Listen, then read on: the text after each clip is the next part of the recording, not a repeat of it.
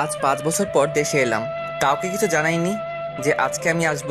আসলে গত সপ্তাহে আমার গ্র্যাজুয়েশন কমপ্লিট হয়েছে আর ভিসা কাল হাতে পেয়েছি। তাই সবাইকে সারপ্রাইজ দিব বলে আর জানিয়ে আসিনি। কিছুক্ষণ আগে দেশের মাটিতে পা রাখলাম, তাও আবার 5 বছর পর। মাটির গন্ধে মন প্রাণ জুড়িয়ে গেল। মনটা খুব ছটফট করছে বাবা মাকে দেখার জন্য। তাই আর এয়ারপোর্টে দেরি না করে বাসার উদ্দেশ্যে রওনা হলাম। যেতে 2 ঘন্টা সময় লাগবে।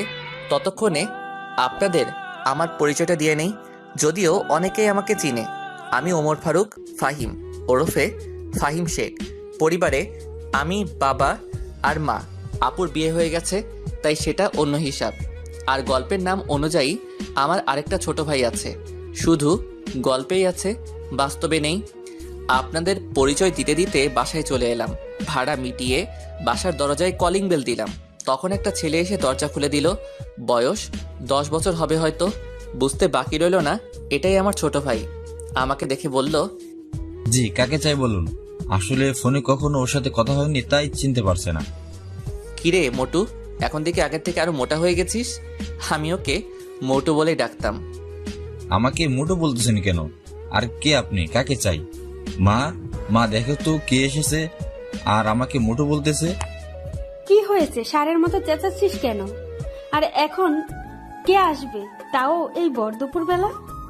ওই মোটু, আমি তোর বড় ভাই ফাহিম। কি, তুমি আমার বড় ভাই? কিন্তু ভাইয়া তো বিদেশে। মা দেখে যাও, ইনি বলছেন ইনি নাকি ফাহিম ভাইয়া। কি আবল তাবল বলতেছিস? তোর ভাই আসলেও তো আমাদের না জানালেও তোর আপুকে জানাবে, কিন্তু তোর আপু তো কিছু বলেনি। ওই মোটু, আর কতক্ষণ দরজায় দাঁড় করিয়ে রাখবি? দে ভাই, ভিতরে যাই। এমনিতে সারা রাত প্লেনে জার্নি করলাম, তারপর 2 ঘন্টা জার্নি করে বাসায় আসলাম। আসলে তুমি ফাহিম ভাইয়া তো? ধুর চাপ তো। আর বল, মা কোথায় আছে? মা রান্নাঘরে আছে। আমি ভিতরে গিয়ে ডাইনিং রুমে ব্যাগ রেখে গেলাম রান্নাঘরে। গিয়ে পিছন থেকে মায়ের চোখ দুটা হাত দিয়ে ধরে ফেললাম। এই কে কে আমার চোখ ধরেছে? দেখি বলো তো, কে হতে পারে? আর কে হবে? আমার সেই দুষ্টু বাদর পোলা ছাড়া কে হবে? আমি চোখ ছেড়ে দিয়ে বললাম, তুমি কিভাবে বুঝলে যে আমি? আমি তোর মা, আমি না বুঝলে কে বুঝবে? তা এভাবে কাউকে কিছু না জানিয়ে আসলি যে? লাস্ট সপ্তাহে গ্র্যাজুয়েশন কমপ্লিট হয়ে তাই চলে এলাম, আর সারপ্রাইজ দিব বলে কাউকে জানাইনি। আচ্ছা যা, গিয়ে ফ্রেশ হয়ে খেতে আয়, আমি খাবার রেডি করছি। আর তোর বাবাকে কল করে আসতে বলছি। আচ্ছা বলে ফ্রেশ হতে চলে গেলাম। ফ্রেশ হয়ে খাবার টেবিলে চলে এলাম। এসে দেখি বাবাও চলে এসেছে। আমাকে দেখে বাবা বলল, তা সায়েন্টিস্ট দেশেই কি গবেষণা করবেন নাকি আবার আমেরিকা চলে যাবেন? এটা কি হচ্ছে? আসতে না আসতেই যাবার কথা বলতেছো? আরে এমনিতেই বলতেছিলাম। আমেরিকার একটা গবেষণাগার থেকে অ্যাপয়েন্টমেন্ট এসেছে, ভাবতেছি কি করা যায়। তা বাবা, এখন তোমার শরীরটা কেমন আছে? এতদিন ভালো ছিলাম না, এখন তুই চলে এসেছিস, তাই তোকে দেখে আগের চেয়ে ভালো হয়ে গেছি। তুই কেমন আছিস তা না বলেই আগে কাজের কথা জিজ্ঞাসা করে ফেললাম। আরে এটা তেমন কিছুই না।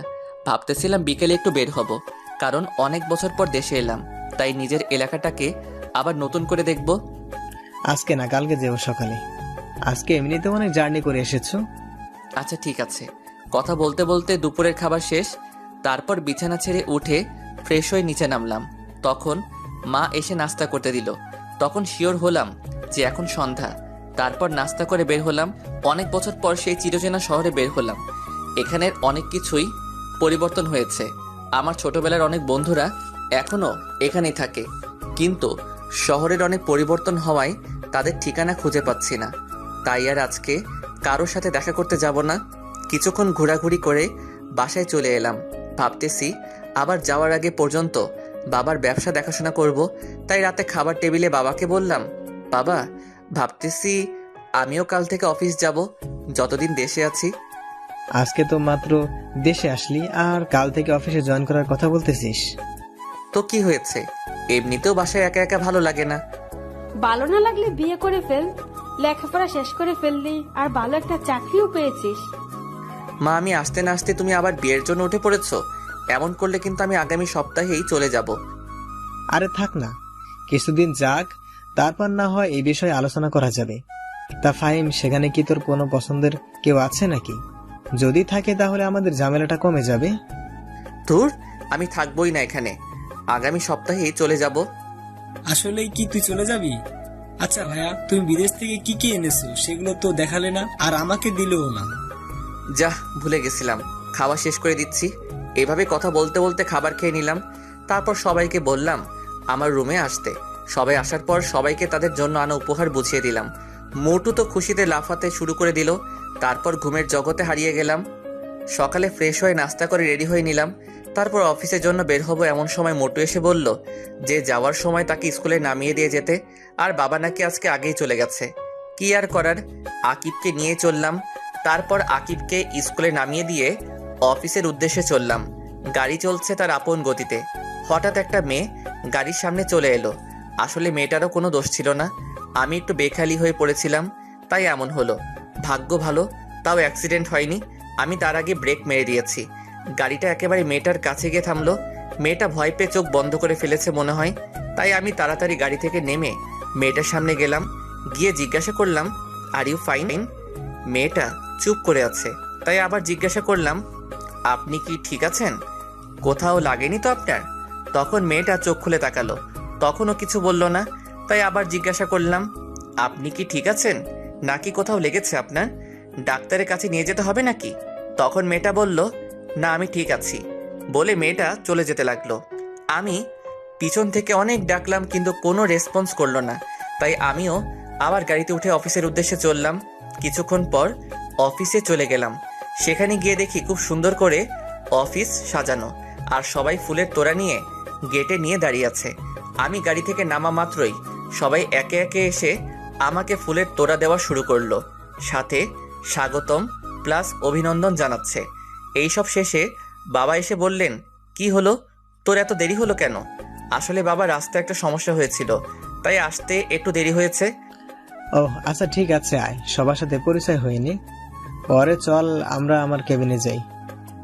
তারপর একে একে সবার সাথে পরিচিত হয়ে বাবার সাথে তার কেবিনে গেলাম। তারপর বাবা আমাকে কাজ বোঝাচ্ছেন। তারপর পিয়ন এসে কফি দিয়ে গেল। আমি আর বাবা কফি খাচ্ছি আর কাজের বিষয় দেখছি। তখনই বাবা বলল শোন, আমি কালকে একটা কাজে মালয়েশিয়া যাব 3 দিনের জন্য, আর এই 3 দিন তোকে অফিস সামলাতে হবে। আচ্ছা, তা না হয় হবে, কিন্তু কি কাজে যাবে তা তো বলো। আর এই 3 দিন কোনো মিটিং কি আছে নাকি? অফিসের কাজে যাব, আর কালকে 3টায় মিটিং আছে, আর বাকি সব তোকে ম্যানেজার বুঝিয়ে দিবে। আর মিটিংয়ে উনি তোর সাথেই থাকবেন। তোর যদি কোনো সমস্যা হয় তাহলে ওনাকে বলবি, উনি তোকে সব রকম সাহায্য করবেন। এইভাবে বাবা ছেলে কাজের ব্যাপারে কথা বলতে বলতে লাঞ্চের টাইম হয়ে গেল। তাই ক্যান্টিনে গিয়ে লাঞ্চ করে নিলাম। আমাদের ক্যান্টিনে দেখে সবাই অবাক হয়ে গেল।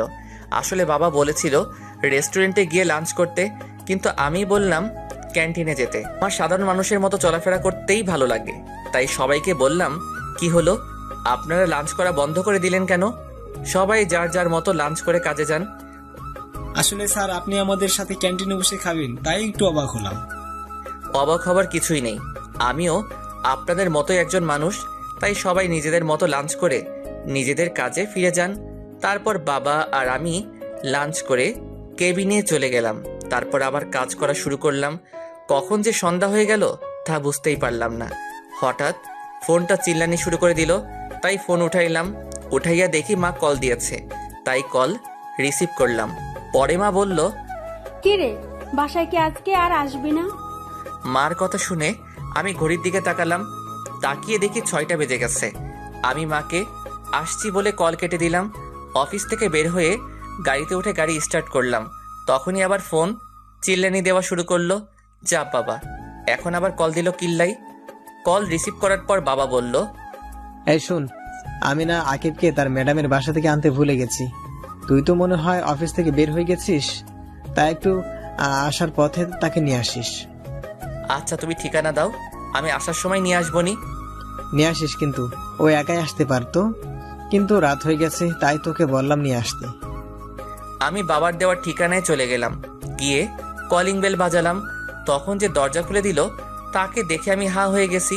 তখন মেয়েটা আমাকে দেখে একটা রাগী ভাব নিয়ে আমার দিকে তাকালো আর জিজ্ঞাসা করলো আপনি এখানে কেন? আমার পিছু করছেন না তো? আসলে আমার ভাই এখানে প্রাইভেট পড়ে, রাত হয়ে গেছে তাই ওকে নিতে এসেছি। আপনি মনে হয় এখানে পড়েন, তাই না? মিথ্যা বলার জায়গা পান না। এখানে যে পড়ে তার কোনো বড় ভাই নাই। তাইলে কি ভুল ঠিকানায় চলে এলাম নাকি? হতে পারে, আবার হতে পারে আপনি আমার পিছু করছেন। তাই বাবাকে কল দিলাম, রিসিভ করলে আমি বললাম, বাবা ঠিকানা কি ঠিক দিয়েছো নাকি ভুল? ঠিকানা ভুল হবে কেন? ঠিকানা তো ঠিকই দিয়েছি। এখান থেকে তো বলতেছে যে এখানে যে পড়ে তার কোনো বড় ভাই নেই। আচ্ছা, তুই ওকে কল দে, আমি কথা বলছি। পর মেয়েটার হাতে মোবাইলটা দিলাম। বাবা জানি মেয়েটাকে কি বলল। কথা শেষ করে মেয়েটা আমাকে বলল ভিতরে গিয়ে বসতে। আমি ভিতরে গিয়ে বসলাম। তখন একজন মহিলা আর একজন বয়স্ক লোক এলো। বয়স ৪৫ বছর হবে মনে হয়। সম্ভবত ইনারা এই মেয়ের বাবা মা। তাই আমি ওনাদের সালাম দিল। তারপর তাদের সাথে কথা বলতেছিলাম। তখনই মেয়েটা আমাকে এনে নাস্তা দিল আর বলল, আপনি নাস্তা করে নিন, আকিবের আর কিছু পড়া বাকি আছে। আচ্ছা, আপনি ওর কেমন ভাই হন? জি আমি ওর চাচাতো ভাই। বলেই মুখটা মলিন করে ফেললো। কি জন্য করলো তা বুঝলাম না। তারপর মেয়েটা চলে গেল। প্রায় ৩০ মিনিট পর আকিব আর মেয়েটা বেরিয়ে আসলো, কিন্তু তার ম্যাডামকে তো দেখলাম না। তারপর আকিবকে নিয়ে বেরিয়ে আসলাম। আকিবকে জিজ্ঞাসা করলাম, কিরে মোটু, তুই আর ওই মেয়েটাই কি পড়িস নাকি তোদের ম্যাডামের কাছে? তুমি মেয়ে পেলে কোথায়? কেন, তোর সাথে যে মেয়েটা বের হলো ওইটাই তো তোর সাথে পড়ে। ওইটা? আরে ওইটা হচ্ছে আমার ম্যাডাম। ও, ওইটা তোর ম্যাডাম? হ্যাঁ, কিন্তু কেন? কিছু না, এমনি জিজ্ঞাসা করলাম আর কি। তারপর দুই ভাই আরো অনেক কথা বলতে বলতে বাসায় চলে আসলাম। পরে রুমে গিয়ে ফ্রেশ হয়ে নিলাম। তারপর মায়ের কাছে চলে গেলাম। মাকে গিয়ে বললাম, মা একটা কথা বলবো। বল, কি বলবি? আচ্ছা মা, অধরারা কি এখনো আগের বাসায় থাকে নাকি? না, ওরা এখন আর আগের জায়গায় থাকে না। তুই চলে যাবার কিছুদিন পরেই তারা অন্য জায়গায় চলে গেছে। কিন্তু হঠাৎ তুই তাদের কথা জিজ্ঞাসা করছিস কেন? না, এমনি বলছিলাম। সেই কবে যে তাকে দেখেছিলাম, এখনো মনে হয় আগের থেকে অনেক সুন্দর আর কিউট হয়েছে হয়তো। হতে পারে, কিন্তু তুই এসব বলতেছিস কেন? তুই কি ওকে পছন্দ করতি নাকি? আর করলেও লাভ নাই। কেন? ওর বাবা মা 1 বছর আগে মারা যায়। এখন সে তার মামার বাসায় থাকে। আর গত বছর তার বিয়ে হয়ে গেছে শুনেছি। কথাটা শুনে মনটা খারাপ হয়ে গেল। তাও মাকে বুঝতে না দিয়ে জিজ্ঞাসা করলাম, আচ্ছা বাবা কোথায়? রুমে আছে। কালকে নাকি বিদেশে যেতে হবে মিটিং এর কাজে। বসে বসে তাই দেখতেছে। আচ্ছা বলে রুমে এসে পড়লাম। রুমে এসে বসলাম, তখন একটা মেইল এলো। মেইলটা দেখে অবাক হয়ে গেলাম, কারণ আমাদের একটা এক্সপেরিমেন্ট করার কথা ছিল, আর সেইটা আগামী মাসের 7 তারিখে শুরু করার কথা ছিল, কিন্তু সেটা নাকি আগামী সপ্তাহেই শুরু হবে। শিওর হওয়ার জন্য সিয়ামকে কল দিলাম। সিয়াম আমার classmate. Hello, who are you? Hi Siyam, it's me Fahim. Oh, how are you, dost? Would you receive any mail from SST tab? Yup, just I received a mail from lab. Our experiment will be start on 20 December. So when you are come back USA? I will be back next Friday. Okay? See you soon, USA. Okay, bye. See you soon. তারপর call কেটে দিয়ে বাবার কাছে গিয়ে বললাম, বাবা আসবো? আয়, কিছু বলবি নাকি? আসলে ইউএসএ থেকে মেইল এসেছে, তাই আমাকে শুক্রবার আবার ফিরে যেতে হবে। তার মানে তুই শুক্রবারই চলে যাবি? হ্যাঁ, শুক্রবারই যেতে হবে। যতদিন না তা না হয় বুঝলাম, কিন্তু গেলে আসবি কবে? যতদিন না কাজ শেষ হয় ততদিন আসতে পারবো না। ও, তাহলে আরো 4 দিন বাকি আছে, তারপরে তুই চলে যাবি। কে চলে যাবে 4 দিন পরে? ফাহিম ইউএসএ থেকে মেইল এসেছে, তাই তাকে কাজের জন্য শুক্রবারই চলে যেতে হবে। তা বাবা, এবার গেলে আসবি কবে? সেটা বলা যাবে না। যতদিন না কাজ শেষ হয় ততদিন দেশে ফিরা যাবে না। ওহো, তাহলে তো তোকে যেতেই হবে। তারপর আবার রুমে চলে গেলাম। কিছুক্ষণ পর মা এসে খাবারের জন্য ডেকে গেল। সবাই একসাথে রাতের খাবার খেয়ে নিলাম। পরে রুমে এসে দিলাম এক ঘুম। সকালে ঘুম থেকে উঠে ফ্রেশ হয়ে রেডি হয়ে নাস্তার টেবিলে চলে গেলাম। নাস্তা করে বাবাকে এয়ারপোর্ট ড্রপ করে আমি অফিসে চলে গেলাম। সকাল 11টায় একটা মিটিং ছিল, সেটা করে নিলাম। তারপর সিয়ামকে আবার কল দিলাম। হ্যাঁ ফাহিম, বল। আচ্ছা তুই আমার টিকিট কনফার্ম কর, আমি শুক্রবার এয়ারপোর্ট থেকে রিসিভ করে নিব। আচ্ছা, তা না হয় করে দিলাম। তা দোস্ত, মেয়েটা কেমন রে? কোন মেয়ের কথা বলতেছিস? যে আমার বন্ধুটার রাতের ঘুম কেড়ে নিয়েছে। তুই যে কিসব বলতেছিস কিছুই বুঝতেছি না। আচ্ছা এখন বাই, পরে কল দিব। আচ্ছা বাই। কল কেটে দিয়ে আবার অফিসের কাজে মনোযোগ দিলাম। সন্ধ্যায় কাজ শেষ করে বাসায় ফিরলাম। বাসায় ঢোকার সাথে সাথে কিসের সাথে যেন আঘাত লাগলো। খুবই নমনীয় বস্তু, কিন্তু দেয়াল তো শক্ত, এত নরম না। ভাবা বন্ধ করে কি হয়েছে দেখার জন্য সামনে তাকালাম। তাকিয়ে দেখি আকিবের টিচার মাটিতে পড়ে আছে। দেখে মনে হচ্ছে ব্যথা পেয়েছে, তাই আমি ডান হাত বাড়িয়ে দিলাম। মেয়েটা আমার হাত ধরে উঠে দাঁড়ালো। তখনই মা এসে জিজ্ঞাসা করলো, কি রে, এখনো পিছিয়ে আছিস নাকি? এইভাবে কেউ চেঁচায় নাকি? কেন নাকি? না, তুমি তো কচি খোকা, আসো তোমাকে ফিটার খাওয়াই। কি রে মা, তুই হাতে ব্যথা পেলে কিভাবে? কিছু হয়নি আন্টি। মা, উনি মনে হয় বের হচ্ছিলেন আর আমি ভিতরে আসছিলাম। তখনই আমি ওনার সাথে ধাক্কা খাই আর উনি পড়ে যায়। আর পড়ে গিয়ে মনে হয় উনি হাতে ব্যথা পেয়েছেন। এত বড় হয়ে গিয়েছিস, এখনো দেখে চলাফেরা করতে পারিস না? দেখ তো, তোর জন্য মেয়েটা কেমন একটা ব্যথা পেয়েছে। আকিব, ফার্স্ট এড বক্সটা নিয়ে আয় তো তাড়াতাড়ি। আন্টি, এর কোনো দরকার নেই। তুই চুপ কর। কোনটা দরকার সেটা আমি বুঝবো, তুই চুপ করে বসে থাক। এমনভাবে সেবা করছে দেখে মনে হচ্ছে ছেলের বউয়ের সেবা করছে। ঠিক বলেছিস, ছেলের বউ তো। আমি কখন কি বললাম আবার? আর তোমার কোন ছেলের বউ? কেন, তোর বউ। বললাম। আর ইনাকে তো আমি ভালো করে চিনিও না। ওর নাম হলো ইসরাত জাহান, অধরা। আমার ওকে ইসরাত বলে ডাকি।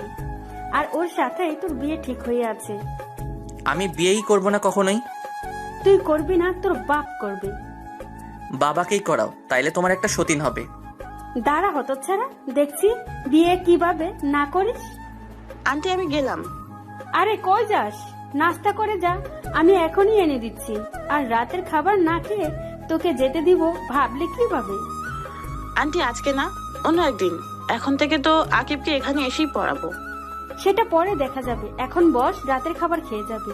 আর আমি এখন নাস্তা এনে দিতেছি, বস। তুই এখনো দাঁড়িয়ে আছিস কেন? যা গিয়ে ফ্রেশ হয়ে নে। যাচ্ছি। এমন করলে তো এখানে টিকাই যাবে। আমি কালকে চলে যাব, তখন দেখবো করে আমার সাথে এমন করো। যেদিনই যাস, যাওয়ার আগেই তোকে বিয়ে করাবো। সেটা দেখা যাবে না। আমি বিয়ে করব না মনের মতো কাউকে যতক্ষণ না পাই। আমিও দেখে নিব কি করে তুই বিয়ে না করিস। ইসরাত বিয়ের কথা শুনে মনে হয় লজ্জা পেয়েছে, মুখ পুরো লাল হয়ে গেছে। আমি গিয়ে ফ্রেশ হয়ে নিলাম। পরে আকিবের কাছে গেলাম, গিয়ে বললাম, কিরে মোটো, কি করিস? কি আর করবো, ম্যাডাম যা পড়া দিয়েছে সেগুলো পড়তেছি।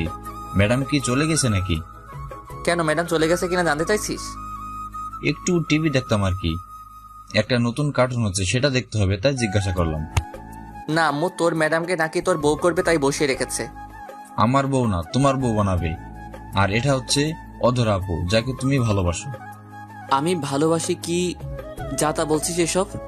কে কিসব বলতেছে? কই কিছু না তো। বলছিলাম কি, বিয়েটা যখন করতেই হবে তাহলে কালকেই করে নেই। চাইতেছিলাম বউকে একেবারে সাথে করে নিয়ে যাব। কিছুক্ষণ আগেই না বললি বিয়ে করবি না, এখন বলছিস বিয়ে করবি, বউকে সাথে নিয়ে যাবি? কিছুই তো বুঝতে পারছি না। আসলে মা, ভাইয়া পুরোটা বলার আগেই আমার মুখ চেপে ধরলাম। বড়দের মাঝখানে কথা বলতে নেই, মোটো সেটা কি জানিস না? তুই ওকে আটকালি কেন? আকিব কি বলছিলি বলতো? আমি ওকে চোখের ইশারায় না বলতে বলে মুখ ছেড়ে দিলাম। কিছু না মা, আসলে ভাইয়া চাইছিল চলে যাবে, আর তুমিও তো বললে ভাইয়াকে যেভাবে হোক বিয়ে করাবে, তাই। সত্যি তো? মিথ্যা কেন বলবো তোমার সাথে? তাহলে কি কালকেই বিয়ের ব্যবস্থা করবে নাকি? জি না, এখন আর আপনাকে বিয়ে আপনি যাওয়ার আগে করানো যাবে না। আগে আমাকে জানতে হবে কি জন্য এই সময়ের মধ্যে আপনি রাজি হয়ে গেছেন। ধুর, ভাল লাগে না। আমি কালকেই চলে যাব বলে সিয়ামকে কল দিলাম। হেই সিয়াম, listen, I will be back on first flight tomorrow. So you confirm the ticket and let me know. Okay, I will let you know by cutting the trick.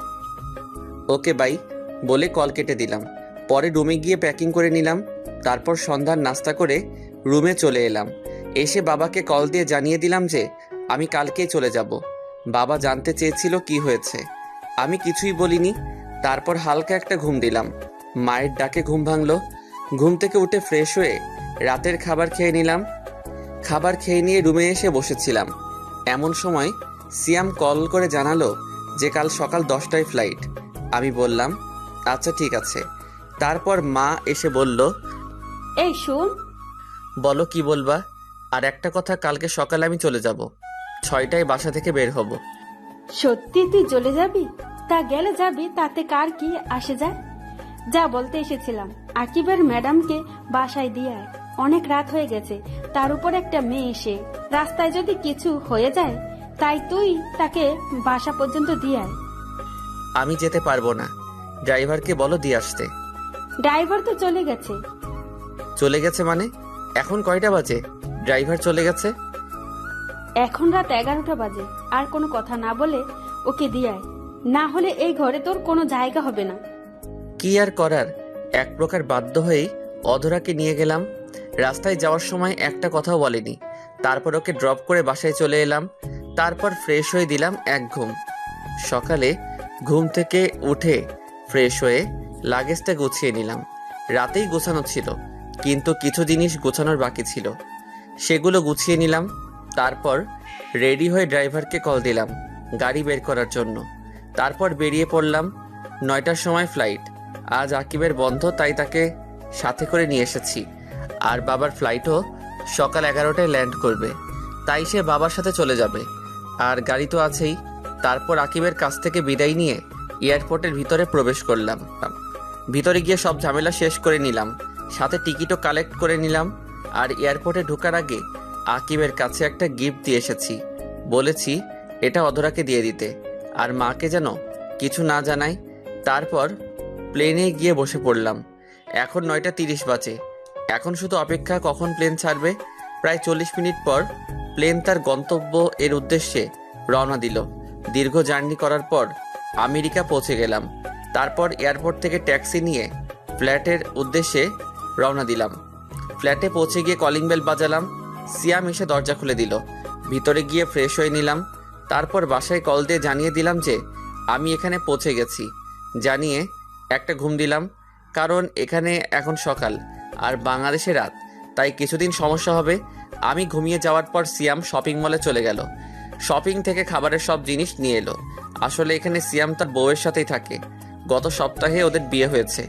আমি যাওয়ার আগেই ওদের বিয়েটা করিয়ে দিয়ে যাই, কিন্তু তাদের বিয়েটা ফ্যামিলিগতভাবেই হয়। সিয়ামের বউয়ের নাম হচ্ছে অরিন।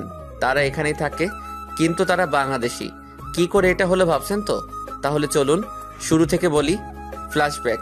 5 বছর আগে আমার সায়েন্টিস্ট হওয়ার স্বপ্ন পূরণ করার জন্য একটা স্কলারশিপের আবেদন করি, আর কিছু মাস পরে সেটা পেয়েও যাই। আর সেটা আমেরিকার ছিল, তাই এই সুযোগ হাতছাড়া করতে চাইনি। তারপরে আমি আমেরিকা চলে আসি আপনজনদের ছেড়ে। এখানে এসে তেমন কাউকে চিনতাম না, ভার্সিটির হলেও জায়গা ছিল না। তখনই আমার সিয়ামের সাথে দেখা হয়। তারপর সিয়ামের সাথে আমার প্রবলেমটা শেয়ার করার পর সে বলে তার সাথে থাকতে। তার সাথে তার আরেক বন্ধু থাকে, তার নাম মেঘ। তারপর থেকে আমরা একসাথে থাকি। আর সিয়ামের বউ হচ্ছে আমাদের বাড়িওয়ালার মেয়ে। আর ভার্সিটি থেকেই এদের রিলেশন। আর আমাদের বাড়িওয়ালা আমাকে খুব পছন্দ করত, তাই আমার সাথে অরিনের বিয়ে দিতে চেয়েছিল, কিন্তু আমি মানা করে দেই। কারণ ভালো একজনকেই বাসা যায়, অনেকজনকে নয়। অনেকজনকে ভালোবাসাটা ভালোবাসা নয়, সেটা হচ্ছে চোখের মোহ বা টাইম পাস। আর আমি অধরাকে ভালোবাসতাম, তাই বাড়িওয়ালাকে মানা করে দিয়েছিলাম। অনেক কষ্টে বাড়িওয়ালাকে রাজি করিয়েছিলাম অরিন আর সিয়ামের বিয়ে দিতে। তাদের বিয়ের পর আমিও চলে যাই দেশে। তারপর সেদিন মা যখন বলল যে অধরার বিয়ে হয়ে গেছে, তখন খুব কষ্ট হয়েছিল, কিন্তু আকিবের কাছ থেকে জেনে পরে আবার খুশিতে নাচতে মন চাচ্ছিল। আর বাকিটা তো আপনারা জানেনই। সিয়াম মার্কেট থেকে আসার পর অরিন গিয়ে রান্না করলো, আমিও গিয়ে গোসল করে নিলাম। তারপর সবাই একসাথে লাঞ্চ করে নিলাম। বিকেলে সবাই মিলে অনেকক্ষণ আড্ডা দিলাম। পরে সন্ধ্যায় আমি, সিয়াম আর মেঘ ঘুরতে বের হলাম। রাতের আমেরিকা দেখতে খুবই চমৎকার। এর উপরে রাগ দেখিয়ে তো চলে এলাম। এখন আর ভালো লাগছে না। বাইরে ঘোরাঘুরি করে রাত 10টায় বাসায় এলাম। এসে ফ্রেশ হয়ে নিলাম। তারপর রাতের খাবার খেলাম। আঙ্কেল আন্টির সাথে কিছুক্ষণ আড্ডা দিয়ে ঘুমাতে চলে গেলাম। ঘুমানোর আগে কল দিয়ে বাবা মায়ের সাথে কথা বললাম। পরে আকিবকে জিজ্ঞাসা করলাম, কিরে মোটু, কেমন আছিস? জি আমি ভালো আছি ভাইয়া, তুমি কেমন আছো? আলহামদুলিল্লাহ, আমিও ভালো আছি। তা আজকে কি তোর ম্যাডামের কাছে পড়তে গিয়েছিলি নাকি? হ্যাঁ ভাইয়া গিয়েছিলাম, আর সেটাও দিয়ে এসেছি, কিন্তু সেটাতে কি এমন আছে যা আমাকে দেখতে দিলে না? কালকে পড়তে গেলেই দেখতে পাবি। আচ্ছা এখন রাখি, ঘুমাবো। সকালে উঠে কল দিবনি। এখন ঘুমাবে কেন? এখন তো সকাল। ওরে গাধা, এটা আমেরিকা। বাংলাদেশে সকাল হলে এখানে রাত, আর এখানে সকাল হলে বাংলাদেশে রাত। তুই কি তোদের সমাজ বই পড়িসনি নাকি? ও আচ্ছা ভাই। তারপর ফোন রেখে দিলাম এক ঘুম। হঠাৎ ফোনের চিল্লানির আওয়াজে ঘুমটা ভেঙে গেল। দূর শালা, এখন আবার কে ফোন দিল? মাত্র ঘুমাইলাম। বিরক্তি বোধ নিয়ে ফোনের দিকে তাকিয়ে দেখি বাংলাদেশের নাম্বার, কিন্তু এটা তো বাবা মা বা আপুর নাম্বার না। এইসব ভাবিতে ভাবিতে কলটা কাটিয়া গেল। আবার কল আসায় ভাবনার জগৎ থেকে বেরিয়ে এসে কল রিসিভ করলাম। কল রিসিভ করে আমি, আসসালামু আলাইকুম, কে বলছেন? ওয়ালাইকুম আসসালাম। লেখক সাহেব কেমন আছেন? জি আলহামদুলিল্লাহ ভালো, কিন্তু আপনি কে? কি করতেছেন এখন? আগে বলুন তো আপনি কে, কারণ বাংলাদেশে আমার নাম্বার আমার বাবা মা ছাড়া আর কেউ জানে না। কিন্তু আপনি পেলেন কোথায়? আস্তে আস্তে সব জানতে পারবেন। আমি এখনই টুট টুট টুট। আমি কত শেষ করার আগেই কলটা কেটে দিল। আমিও আবার দিলাম আরেক ঘুম। আবার ঘুমটা ভেঙে গেল সিয়ামের ডাকাডাকির কারণে। তাই ঘুম থেকে উঠে ওকে দিলাম কিছুক্ষণ উত্তম মধ্যম দোলাই, কিন্তু মেঘকে দেখতে পেলাম না। সিয়ামকে জিজ্ঞাসা করে জানতে পারি ও নাকি ভার্সিটি গেছে, কিন্তু ও তো আমাদের সাথেই ডিগ্রি নিয়েছে। আরে তুই বুঝতে পারিসনি ও কেন গিয়েছে? কেন? দূর বেটা, এই 2 দিনেই ভুলে গেলি? মেঘ লুচ্চামি করতে ভার্সিটিতে গিয়েছে। শালায় এখনো ভালো হয়নি, এখনো সেই লুচ্চামি করে। এই লুচ্চামি করতে গিয়ে যে মেয়ে কত মেয়ের হাতে মাইর খাইছে তা হিসাবের বাহিরে। এরই মধ্যে আগমন অরিনের। এসে আমাকে জিজ্ঞাসা করলো, ভাইয়া কার কথা বলছেন? কে মেয়েদের হাতে মার খেয়েছে? কে আবার? তোমার গুণধর স্বামী। ভাইয়া সত্যি বলছেন তো নাকি? অরিন, তুই আমার ছোট বোনের মতো। আমি তোকে মিথ্যা বলবো এটা তুই ভাবতে পারলি কি করে? বুঝতে পারছি তোরা কেউ আমাকে দেখতে পারিস না, তাই আমি ঠিক করেছি আমি এখান থেকে চলে যাব। আমার বলা শেষ করে তাকিয়ে দেখি অরিন সিয়ামকে মারা শুরু করে দেয়, আর সাথে কান্না করতে করতে বলছে, আমি তোকে এত ভালোবাসি আর তুই অন্য মেয়েদের পিছনে ঘুরিস কেন? এখন কি আমাকে আর ভালো লাগে না? আরে ফাহিম, এগুলো মজা করে বলেছে, আমি এমন কিছুই করি নাই। তাদের এই রোমান্টিক ঘটনা দেখে বললাম, এই তোরা এভাবেই থাক। বলেই আমি কিছু ছবি তুলে নিলাম। এইসবের মানে কি ভাইয়া? আসলে আরেকবার পরীক্ষা করে দেখে নিলাম যে তোমাদের দুইজনের ভালোবাসা একই রকম আছে কিনা। তাই বলে তুই এটা করবি? তারা দেখাচ্ছে মজা বলেই সিয়াম উঠলো আমাকে তাড়া করার জন্য, কিন্তু আমাকে আর কে পায়? এক দৌড় দিয়ে বেরিয়ে আসলাম। তারপর বেরিয়ে পড়লাম এক বিপদে। দৌড়ে চলে এলাম কিন্তু গাড়ির চাবি তো আনিনি, তাই আবার ফিরে গিয়ে চাবি নিয়ে এলাম। তারপর গাড়িতে উঠে গাড়ি স্টার্ট দিলাম। পরে কিছুক্ষণ ঘোরার উদ্দেশ্যে বাসা থেকে বের হলাম। কিছু দূর যাওয়ার পর দেখি রাকিবা দাঁড়িয়ে আছে, তাই তাকে দেখে গাড়ি দাঁড় করালাম। রাকিবা হচ্ছে আমার ফ্রেন্ডের বোন। ফ্রেন্ডের সাথে পরে পরিচয় করিয়ে দিবনি। তারপর গাড়ি থেকে রাকিবার কাছে গিয়ে জিজ্ঞাসা করলাম, হেই রাকিবা, কেমন আছো? আরে তুমি এখানে? আমি ভালো আছি। তা ফিরলে কবে? এই তো গতকাল রাতে। তা এখানে কি করো? এই তো একটু বের হচ্ছিলাম, এখন বাসা যাব। তা এত তাড়াতাড়ি ফিরে আসলে যে? এখানে একটা কাজ পড়েছে তাই চলে এসেছি। তা এখানেই থাকার চিন্তা করেছো নাকি? না, এখানে থাকার কোনো প্ল্যান নাই।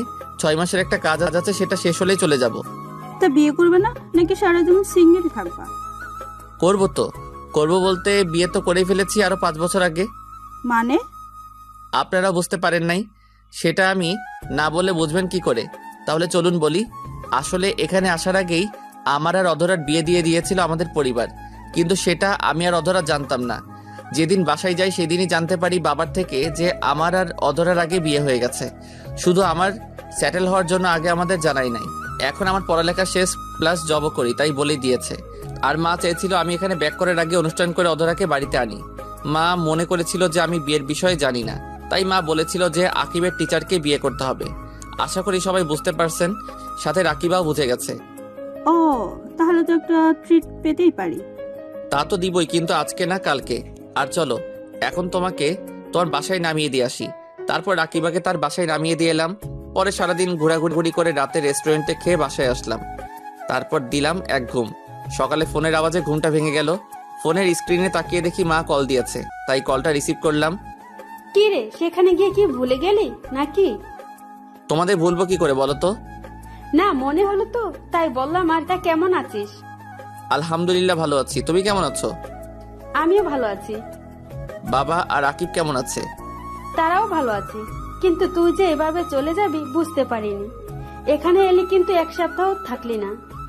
মা, বোঝার চেষ্টা করো আমি একজন বিজ্ঞানী, আর আমার যে কোনো সময় যে কোনো জিনিস আবিষ্কার করার জন্য ডাক আসতে পারে। যখন ডাক আসবে আমাকে তখনই চলে যেতে হবে। তা বুঝলাম, কিন্তু খাওয়া দাওয়া ঠিক মতো করবি কিন্তু। আচ্ছা মা, ঠিক আছে, এখন রাখি, বাই। আচ্ছা ঠিক আছে, বাই। তারপর ফ্রেশ হয়ে নিলাম। দেখি নাস্তার টেবিলে সবাই অপেক্ষা করছে আমার জন্য। তখন আমিও গিয়ে বসে পড়লাম তাদের সাথে। তখন আঙ্কেল জিজ্ঞাসা করলো, বাবা, তোমাদের এক্সপেরিমেন্ট কবে থেকে শুরু হবে? জি আঙ্কেল, এই তো শুক্রবারে শুরু হবে। তা ততদিন কি তোমাদের সেখানে থাকতে হবে নাকি? জি আঙ্কেল, আমাদের সেখানেই থাকতে হবে। আর একটা কথা আঙ্কেল, আজকে রাতে একটা পার্টি দিতে চাই আপনার বাগানে, যদি আপনার কোনো আপত্তি না থাকে। এতে আপত্তি থাকার কি আছে?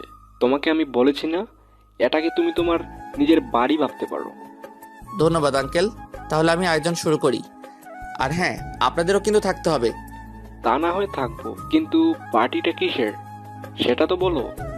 সেটা সারপ্রাইজ। আচ্ছা বাবা, তাহলে থাক। আর দরকার পড়লে বলিও, আমরাও তোমাকে সাহায্য করব। তা তো করতেই হবে, সব রান্না আন্টি আর অরিনকেই করতে হবে। কি, আমাকে রান্না করতে হবে? জি ম্যাডাম, করতে হবে। আচ্ছা ঠিক আছে, কিন্তু কয়জন আসবে? বেশি না, আমরা যতজন বন্ধু আছি তারাই। আর তাদের সাথে শুধু সাব্বিরের বোন আসবে। আর শুনো, সব কিন্তু বাঙালি খাবার রান্না করতে হবে। ও, তাহলে তো কোনো ব্যাপারই না। ঠিক আছে, বাঙালি রান্নাই করব। তাহলে আমি ইভেন্ট ম্যানেজমেন্টের লোকের সাথে কথা বলতেছি। আর সিয়াম, তুই সবাইকে কল করে জানিয়ে দে। আচ্ছা। তারপর আমি ইভেন্ট ম্যানেজমেন্টের লোকদের কল করে আসতে বললাম। কিছুক্ষণ পর এসে তারা তাদের কাজ শুরু করে দিল। আর সন্ধ্যা পর্যন্ত তারা তাদের কাজ করলো। তারপর একে একে সবাই আসা শুরু করলো। আর আমি গিয়ে সবার সাথে কুশল বিনিময় করে নিলাম। তখন সবার মুখেই শুধু একটাই কথা, সারপ্রাইজটা কি? তখন আমি বললাম, অ্যাটেনশন গাইস, অপেক্ষার প্রহর শেষ। জানি আপনারা সবাই অধীর আগ্রহে আছেন যে কি কারণে আজকের এই পার্টিটা। হ্যাঁ, আমরা সবাই জানতে আগ্রহী, তাড়াতাড়ি বলো। আজকের পার্টিটা হচ্ছে আমার বিয়ে উপলক্ষে। কি, তোর বিয়ে? হ্যাঁ রে দোস্ত, এটা আমার বিয়ের পার্টি। আর বিয়েটা আমাদের কাজ শেষ হলেই হবে। তারপর সবাই আগ্রহী হয়ে গেল মেয়েটাকে তা জানার জন্য। আমি সবাইকে বলে দিলাম যে বিয়ের সময়ই তারা তাকে দেখতে পাবে। তখন সিয়াম বলল, দূর বেটা, এখন নাম বললে কি এমন হয়ে যাবে? বিয়ের দিন নাম জানলে কি এমন হয়ে যাবে? তারপর সবাই মিলে পার্টিতে অনেক মজা করলাম। পরে সবাইকে বিদায় জানিয়ে চলে এলাম। তারপর দিলাম এক ঘুম। সকালে ঘুম থেকে উঠে বাসায় কল দিলাম, কারণ গতকাল রাতে পার্টির জন্য কল দেওয়া হয়নি, তাই এখন দিলাম। হ্যালো মা, কেমন আছো?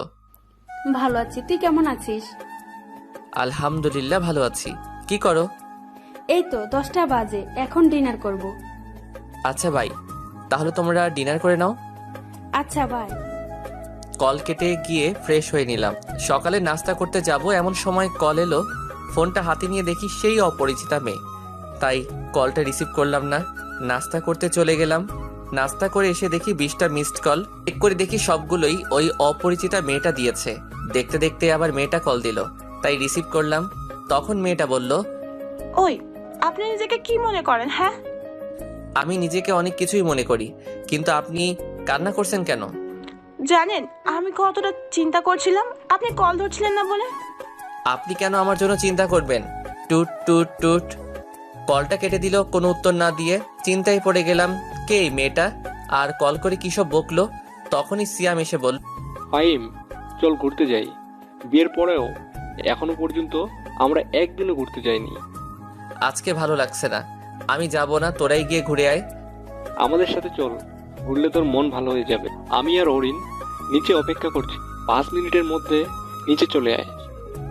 বলে সিয়াম চলে গেল। আমিও বাধ্য হয়ে রেডি হয়ে নিচে চলে গেলাম। আমি গাড়ি চালাইনি, সিয়ামই ড্রাইভ করেছে, আর তার পাশের সিটে অরিন বসেছিল। তারপর সারাদিন আমরা বিভিন্ন জায়গায় ঘুরলাম। রাতে বাইরে থেকে খেয়ে এসেছিলাম, তাই ফ্রেশ হয়ে ঘুমিয়ে গেলাম। এভাবে দিন কাটতে লাগলো। সেদিনের পর থেকে মেয়েটা আর কল দেয়নি।